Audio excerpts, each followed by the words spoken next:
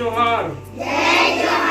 तो आज का जो हमारा सुरक्षित शनिवार का जो टॉपिक है वो पॉक्सो एक्ट 2012, ठीक है। पॉक्सो अधिनियम जो है 2012 के बारे में बात कर रहे हैं और ये क्या है उसके बारे में थोड़ा बात करेंगे। पिछले जो शनिवार का टॉपिक क्या था हमारा,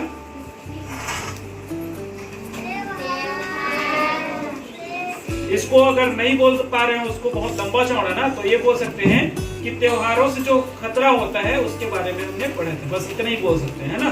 तो क्या क्या खतरा होता है त्योहारों से? हर त्योहार में खतरा होता है क्या? हर त्योहार में खतरा होता है? नहीं ना। कौन कौन से त्योहार में से खतरे के बारे में हम बात किए थे, बताओ तो। दिवाली में कैसे खतरा होता है? बहुत बढ़िया, दिवाली तो बताया आपने। कैसा खतरा होता है दिवाली में?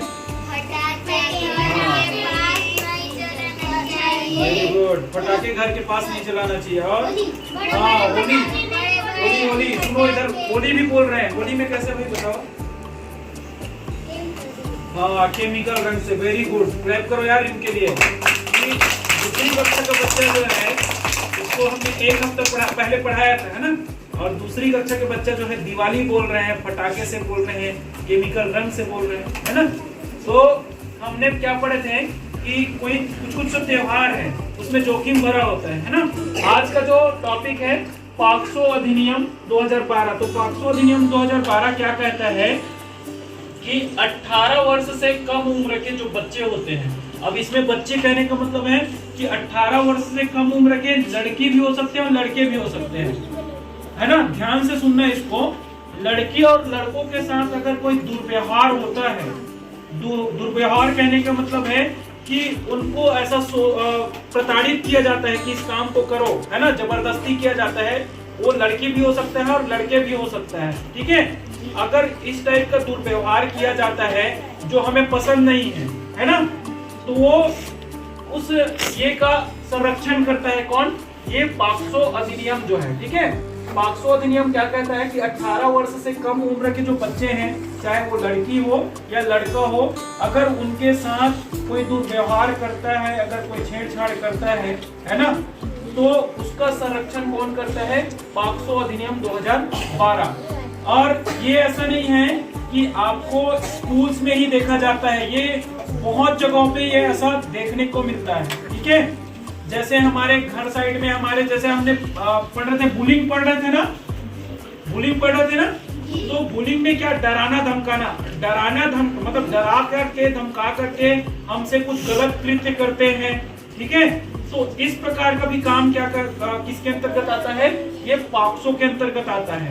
समझ में आ रहा है ना। और क्या हो सकता है इसमें कि जैसे कोई भी बड़े हैं, हमसे बड़े हैं, ठीक है, हमसे बड़े जो उम्र के लोग हैं वो कोई लड़की के साथ में, कोई लड़के के साथ में, अब ये कृत्य खाली घर के बाहर, घर के अंदर ही नहीं, ये स्कूलों में भी होता है, ठीक है।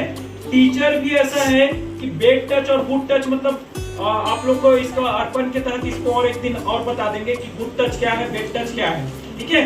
मतलब एक अच्छा स्पर्श कह सकते हैं और एक बुरा स्पर्श कह सकते हैं, ठीक है। मतलब कोई अगर टीचर आप पर बुरी नजर डाल के आपको छूता है, टच करता है, तो ये किसके अंतर्गत आता है? बैड टच के अंतर्गत आता है ना। इसको इस प्रकार से हम दर्शाते हैं। अगर एक टीचर जो है आपको अच्छी नजरों से आपको शाबाशी देता है ना, या आपके कार्यों को प्रोत्साहन करता है, तो ये अच्छे टच या फिर गुड टच के अंतर्गत आता है। समझ में आया कि नहीं आया? आया।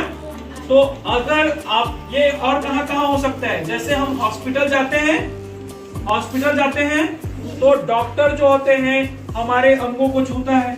अगर वो डॉक्टर हमारे अंगों को छूता है, मतलब हमारे शरीर को स्पर्श करता है, लेकिन वो सिर्फ अब इलाज करने के लिए उस तरीके से स्पर्श करता है, तो वो अच्छे टच में आएगा, या मतलब वो बुरा नहीं कहलाएगा। लेकिन वही डॉक्टर जो है बुरी नजरों से हमको देखता है और बुरे कृत्य करने के लिए हमको छूता है, स्पर्श करता है, ठीक है, तो वो किसके अंतर्गत आता है? वो पॉक्सो अधिनियम के अंतर्गत आता है। और ये बहुत ही निंदनीय है और इसके लिए कठोर सजा के प्रावधान है, ठीक है।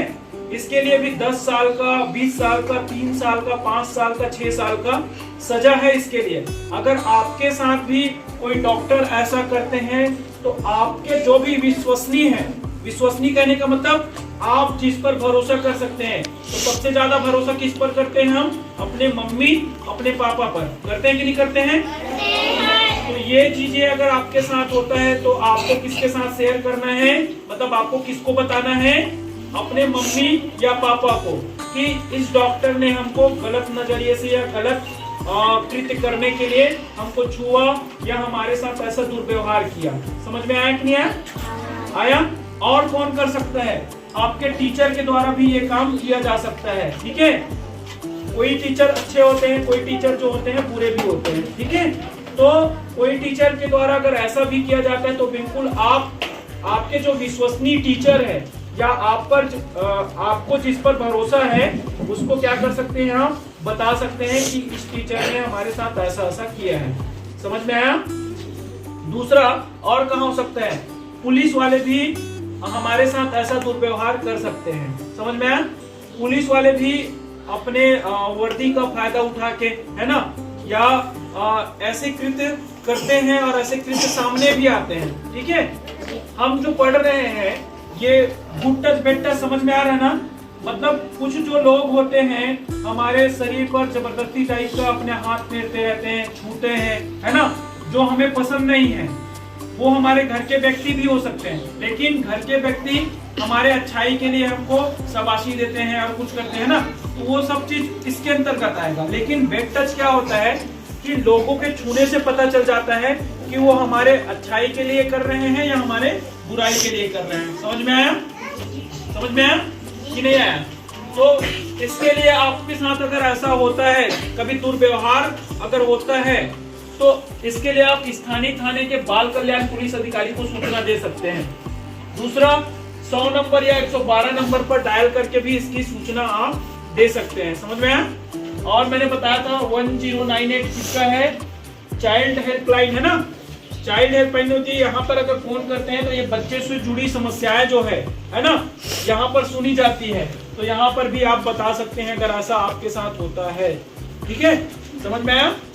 आप एनजीओ का भी सहयोग ले सकते हैं। अभी आप छोटे हैं तो इसके बारे में ज्यादा नहीं समझ पाएंगे, है ना, तो एनजीओ की भी मदद ले सकते हैं और राष्ट्रीय बाल अधिकार संरक्षण आयोग पर भी शिकायत कर सकते हैं।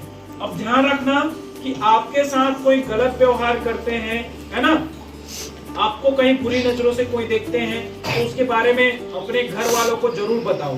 ठीक है, डर के नहीं रहना है। अगर कोई आपके साथ गलत कर रहे हैं तो उसके लिए आप क्या करो, अपने घर वालों को जरूर बताओ, वहां पे डरना नहीं है। समझ में आया? ठीक है।